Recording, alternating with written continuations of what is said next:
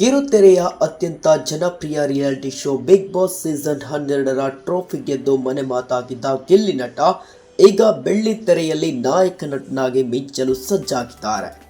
Big boss ಮನೆಯಲ್ಲಿ ತಮ್ಮದೇ ಆದ ಛಾಪು ಮೂಡಿಸಿ ವಿಜೇತರಾಗಿ ಹೊರಹೊಮ್ಮಿದ ಇವರಿಗೆ ಚಿತ್ರರಂಗದಿಂದ ಈಗ ಬಂಪರ್ ಆಫರ್ ಸಿಕ್ಕಿದೆ.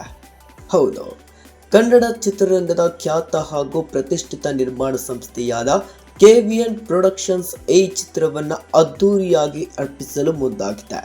ಈಗಾಗಲೇ ಸಾಲು ಸಾಲು ಹಿಟ್ ಹಾಗೂ ಬಿಗ್ ಬಜೆಟ್ ಸಿನಿಮಾಗಳನ್ನು ನೀಡಿರುವ KVN ಸಂಸ್ಥೆ ಈಗ ಬಿಗ್ ಬಾಸ್ ವಿನ್ನರ್ ಬೆನ್ನಿಗೆ ನಿಂತಿರುವುದು ಗಾಂಧಿನಗರದಲ್ಲಿ ಭಾರೀ ಕುತೂಹಲ ಮೂಡಿಸಿದೆ. ಜೂನ್ 21ಕ್ಕೆ ಅದ್ದೂರಿ ಮುಹೂರ್ತ.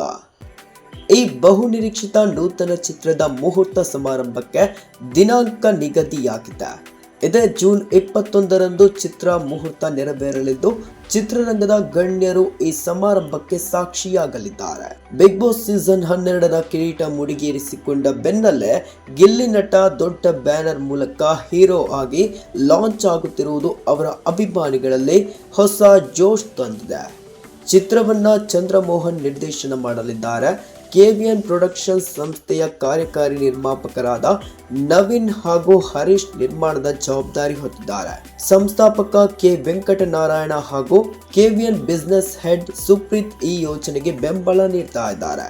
ಚಿತ್ರದ ಶೀರ್ಷಿಕೆ ಹಾಗೂ ಇತರೆ ತಾರಾಗಣದ ಬಗ್ಗೆ ಸದ್ಯದಲ್ಲೇ ಅಧಿಕೃತ ಮಾಹಿತಿ ಹೊರಬೀಳಲಿದೆ.